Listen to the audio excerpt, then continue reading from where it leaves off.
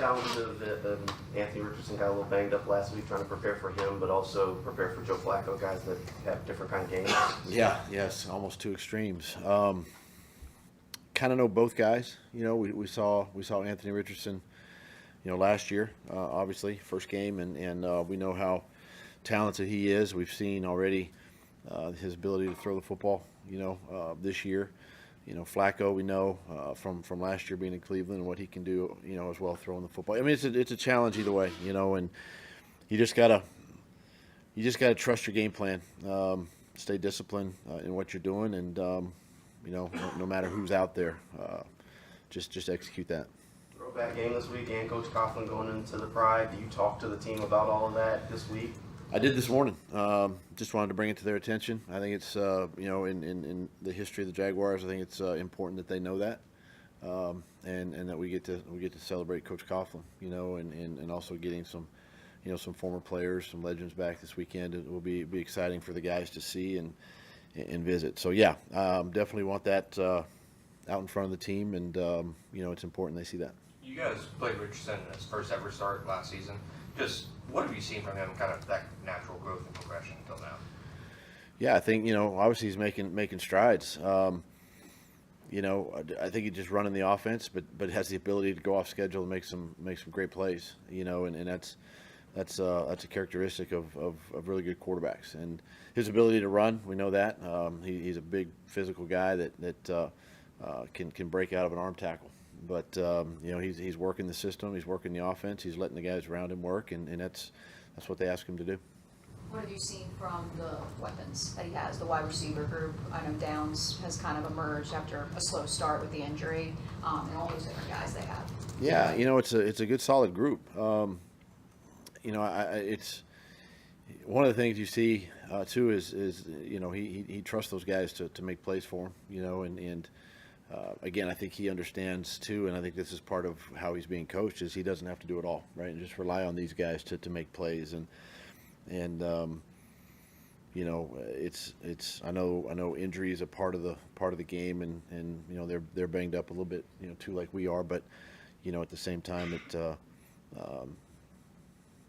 we got to make sure that you know, with this team too, you eliminate the explosive plays, which they can do.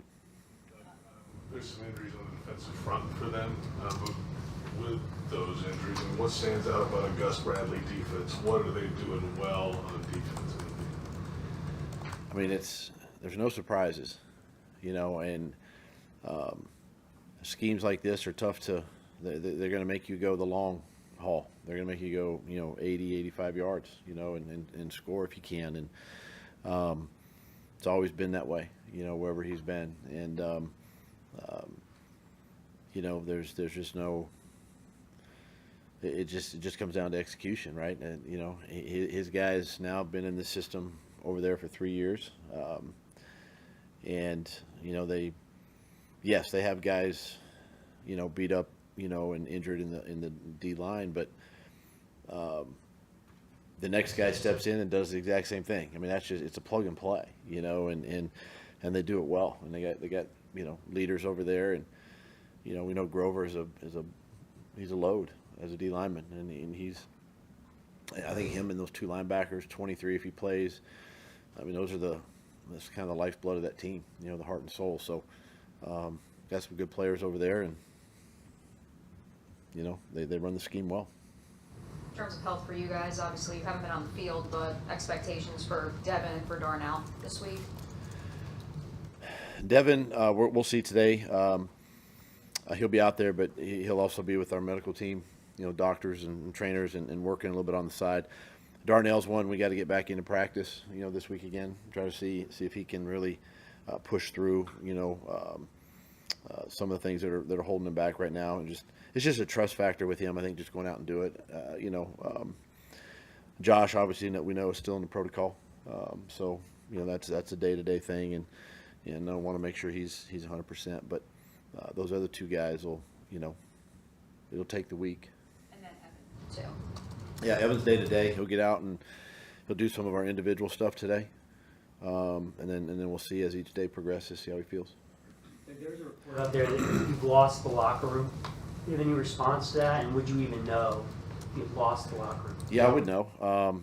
I talk to these guys every day. I see them every day. And no, I have not lost the locker room. I think these guys have done everything I've asked. They continue to play and practice hard and battle, and you know, it's a good group. It's a good group. The right leaders in there, and they know what we need to do, and you know, they're not making excuses for it, and I'm not going to make excuses, and we just got to go do it. And then on Sunday, you called a question about your job security a strange question. Why did you find that strange? I mean, 0-4, 9 of 10, quarterbacks regressed. I mean, there's a lot of issues going on. I mean, that's a good question, you know, but I think you know, obviously you're gonna go through some setbacks, you know, in this league, and there's gonna be some times where you know, you're gonna come on some hard times. I mean, that's just part of this game. I've been there before. I've done that before, and we've always, you know, battled back. I mean, you know, even when we were 3-7, you know, in 22, we found a way to win a game and win multiple games, and that's all it takes, you know. And I think too, when you look at it, and if you really look at these games, you know, like with a calm eye and study the tape and see. I mean, there's mistakes. Yeah, there's mistakes. Are they critical at times? Yeah, they're critical at times. But there's a lot of good, as we talked about the other day, and you know, that's what we have to lean on, and we just got to continue to work.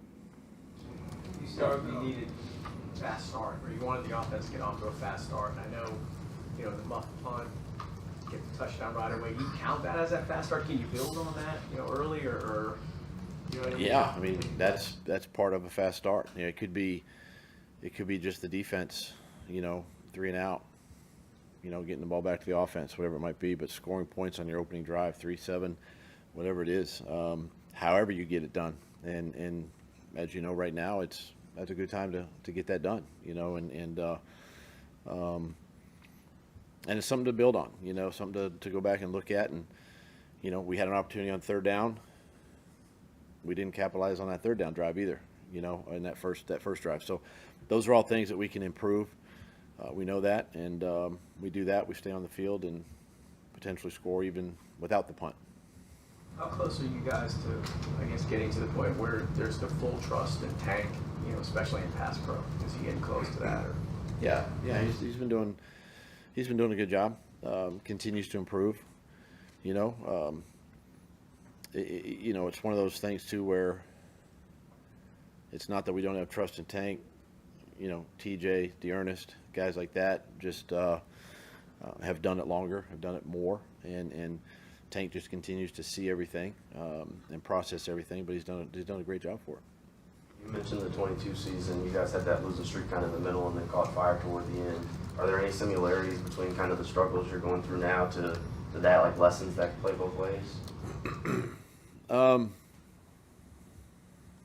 mean, obviously you can go back and look and you know, dive into that. I think, you know, nobody wants to be 0-4. Nobody wants to be where we are.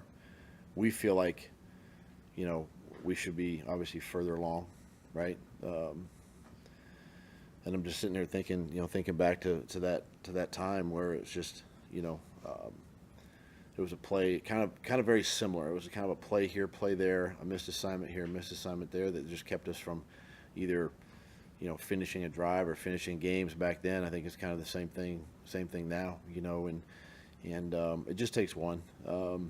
It takes one takeaway. It takes one touchdown drive. It takes one stop. It's whatever you know, whatever it is. It just takes one, and then when you get one win, it can turn into multiple wins, which it did, you know, back then. What's your feeling about how the pass rush has been doing? I mean, you know, obviously losing Josh for, you know, quarter and a half, you know, was hurtful this past week. I mean, in general, are you getting enough out of the pass rush right now? I think that's an area that we can continue to improve, right? I think we're close. When you really put on the film and look, we're when I say we're close, we're inches away from hitting the quarterback, hitting his arm, knocking the ball loose. You know, we've played some mobile guys here too in these first few weeks, you know, and so that comes into play. But it's not for lack of effort. We got to continue to push pockets. This is another week, depending on who plays. The pass rush could be a little bit different. But we're close. We know internally that we can improve, and it needs to improve, and we got to just continue to work. A different subject, you mentioned the other day, you talked about how that when you played a Coughlin coached team, you would expect it to be a very physical type game. When you look at Tom's style, being the old-fashioned hard-ass coach, how hard is that style to try to coach in today's NFL? Do you think it would be a little bit harder, a little bit tougher? Because it just seems that there's less of those guys now. I think it's the way he coached was the way I was coached, right? From my coaches, hard, kind of in your face, screaming, yelling, all that kind of stuff. I mean, that's I just don't know if that works now. Look, you can still, I think you can still be upset. You can still be, frustrated, all of that with the guys. But I don't think they necessarily, not all of them. I don't think they all respond to that.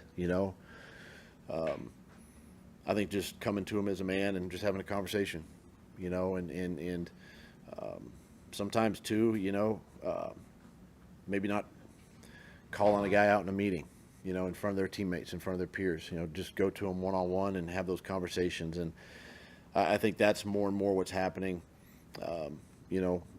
with, I think, teams overall, but there's still part of me that wants to old school it every now and then, and sometimes it comes out, but I just don't think everybody responds the same way. Obviously, Shad mentioned, earlier in the season, the talent of this team being the best team. Is it your entrance assessment that this team, talent-wise, is better than the record so far and what they've produced so far? I feel that way. I feel that way. I just feel like right now, yes, we're a better football team on paper, obviously, than what's on the field, and it's something that we even as coaches we have to find a way to tap into that and get the most out of it. You have enough elite talent? Like, good and great is kind of a fine line, but everybody has good players. It's like those elite guys that make a difference. League's full of good players. Right. Those elite players make a difference. Do you guys have enough elite players to make a difference?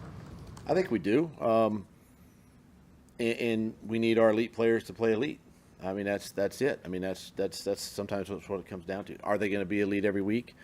Probably not. That means the good players have to, step up and play too. So, but if we get enough of that and get enough guys, playing that way, we'll be better off.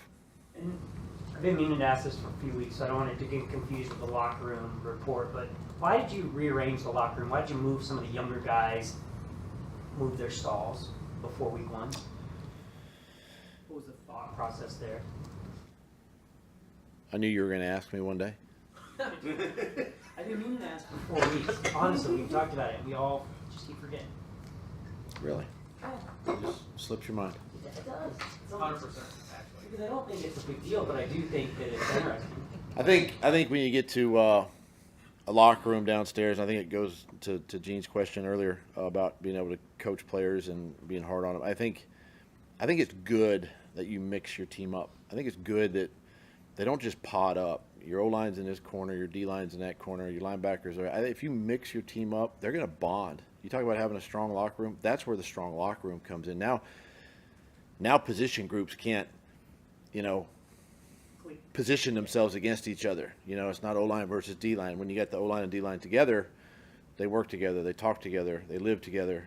They build relationships together, and you can't do it over here because game day is different, right? You got to be able to be offense, defense, and all that, but on game day. But during the week, where we come to work every single day, I think it's important that, and this wasn't my idea. Don't confuse it. It was not my idea. Some of the players had brought this to my attention, places they had been, colleges, things like that. So I thought it was a great idea, and I did it right after the off-season program, heading into camp. Okay. All right, thanks, Coach. Thanks, Appreciate it.